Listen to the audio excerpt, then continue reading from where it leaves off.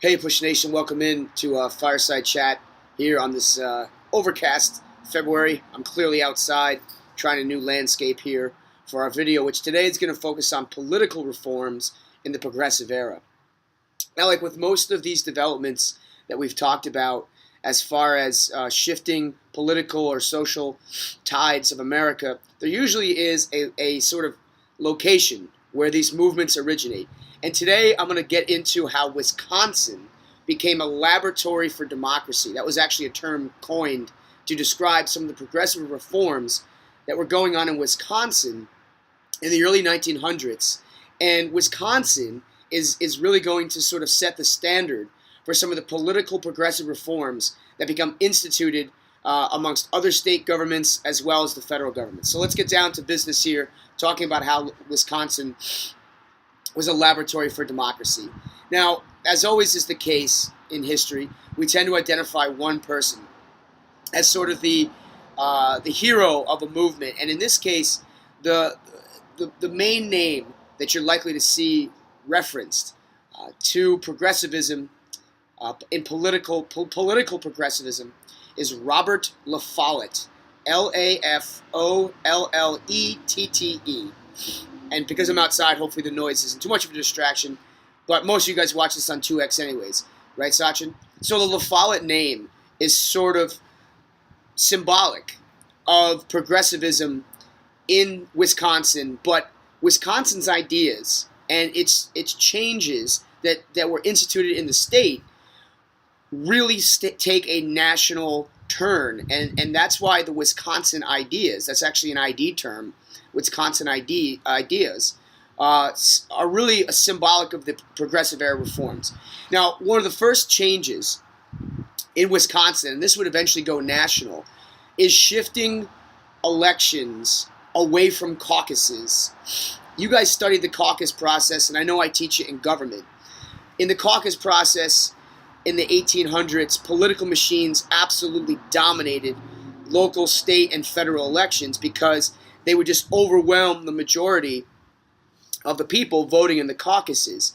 And even today, the caucus system is diminished, with only around 10 states still having caucuses, 10 or so states still having caucuses. So how do we get to the primary system? Well, in Wisconsin and other states like it, to get political machines out of the nomination process, states began to use primary systems where voters would elect people to get on the ballot for Senate seats or representative seats or, of course, the presidential seats.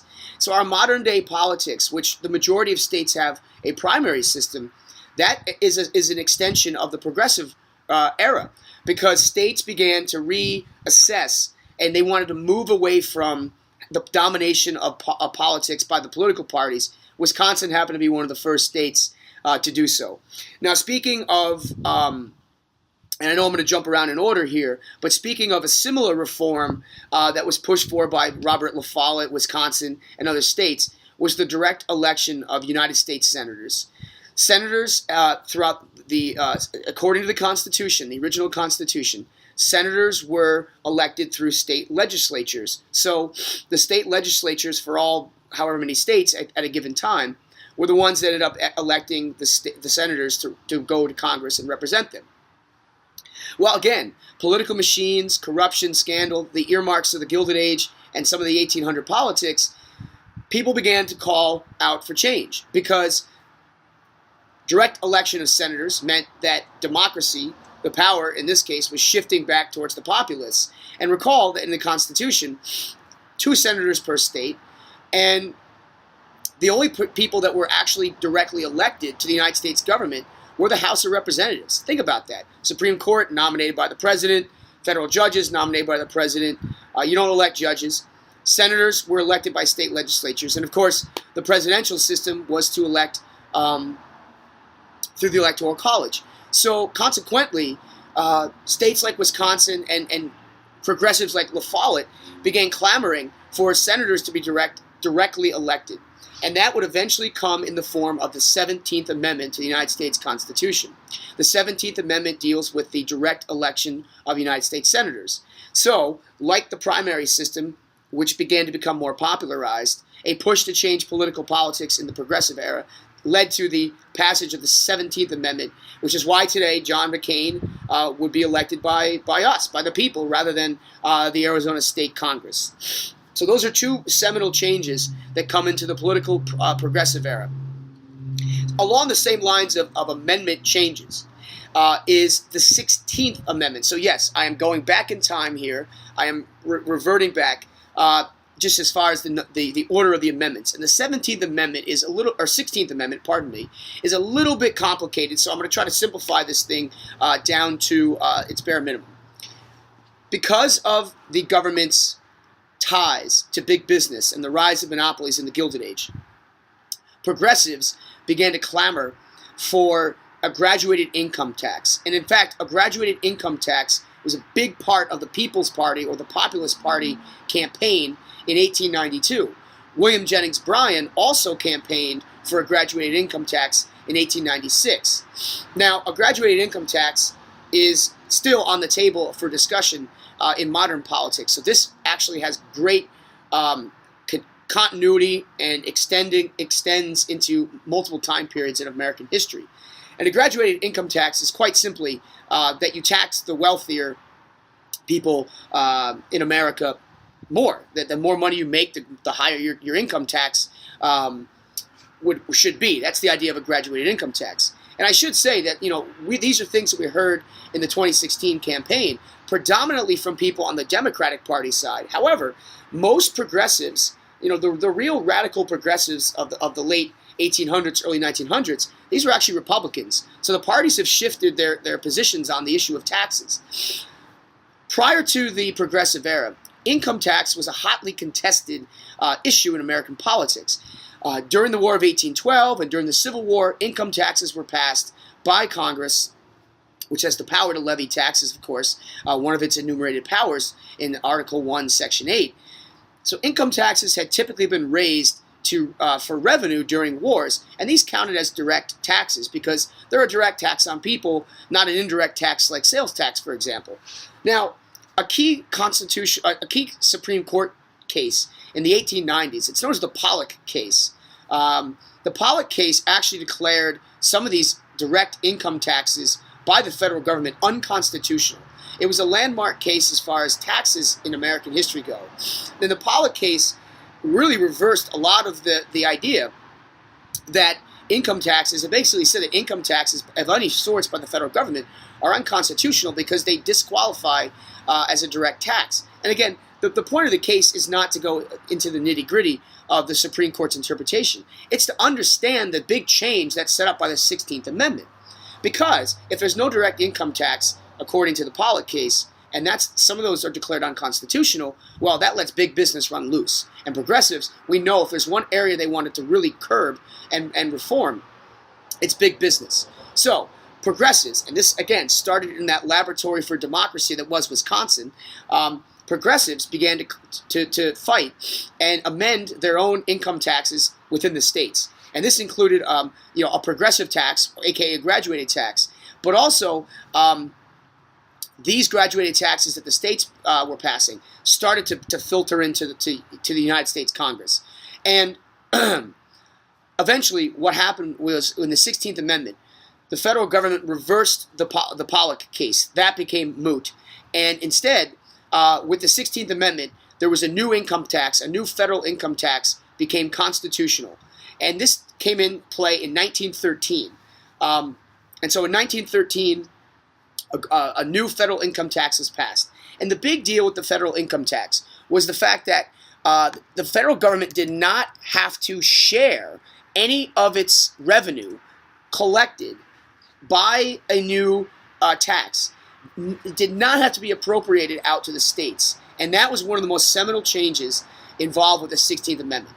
The fact is that the direct tax collected by the federal government, which, hey, I'm actually going to do my taxes today. So this is affecting me here on this overcast day. I will be going to file my taxes over an H&R Block, and I'm going to have to basically follow through on that because of the 16th Amendment. But the state of Arizona will not get any piece of that federal income tax. Now, states have their own income taxes. States have their own taxes for schools, roads, public infrastructure, etc., as does the federal government. So there's that division between state and federal tax system. But really what's important to just keep in mind about these sweeping changes, the 10th Amendment is one that often gets overlooked, compared to the other big ones in the Bill of Rights. But the 10th Amendment is really where the Constitution allows for states and federal government to work out these issues such as taxes, because the powers not granted within the Constitution to the federal government often fall back on the states. And that's why, again, Wisconsin was so important, because it was in this laboratory for democracy. I want to make sure that term gets cemented in your brain. It was in these laboratories of democracy where states often experiment, and reforms at the state level can often filter into the federal level. Here's a great synthesis point of that. In 2006, the state of Massachusetts reformed its healthcare system all over. It completely retooled its healthcare system. A lot of the elements of Massachusetts state healthcare program wound up being written into the Affordable Health Care Act under President Obama, aka Obamacare. So sometimes the federal government can borrow measures taken by state governments, and that's what I hope you get out of this whole progressive era political reforms. So to quickly recap before we get to our last one, we have 2 amendments passed in the progressive era that deal directly with shifting powers away from political machines and into the federal government. That's the 16th Amendment with the direct income tax, and then that's the 17th Amendment with the direct election of senators. Now, while we're at it, don't forget, there are 2 other progressive era amendments that we actually talked about on Friday. The 18th Amendment, which was the Prohibition Amendment, and the 19th Amendment, which was women's suffrage. So you have 4 progressive era amendments that are passed, 4 total. 16 through 19 are considered the progressive amendments. Now, they didn't happen as quickly as Reconstruction amendments, so it wasn't as tremendous a change, immediate change for constitutional amendments, but 4 in one era is astonishing. The other issue I talked about, we get into, basically the state primaries. Now, that was not a constitutional amendment, but that was amended in many state constitutions as well. The last issue I want to get into with political reform is an absolute long-standing that has absolute long-standing importance is the Federal Reserve System. Under Congress in 1913, the Federal Reserve Act was passed, a landmark piece of legislation in dealing with how the United States government regulates prices and our banking system. And you guys know that throughout the history of America, the situation with the federal banks is as contentious as maybe anything else we've talked about.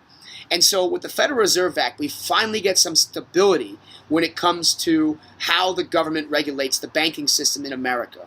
And this is our current system, by the way. And of course, it's been modified and amended over the years. But in 1913, people were looking for reform to be brought into the banking system. And the vestiges of even Alexander Hamilton versus Thomas Jefferson, the feud over the banking wars of Andrew Jackson, the idea that the banks only serve the elite Americans, would finally be sort of quelled under the Federal Reserve Act. And the Federal Reserve Act basically had 3 key objectives that I want you guys to be aware of.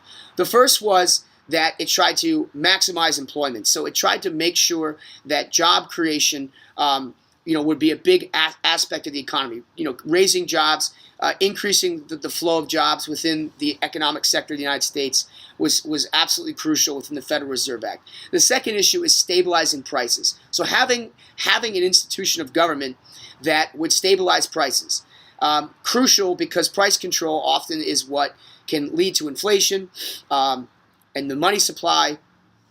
And so as a result, the Federal Reserve Act put together a very important mechanism for price control. And then lastly, the idea was that the government was going to regulate how banks dealt with long-term interest rates. So interest rates that you pay on college loans, interest rates that you pay on automobiles, and interest rates that you pay on houses, etc.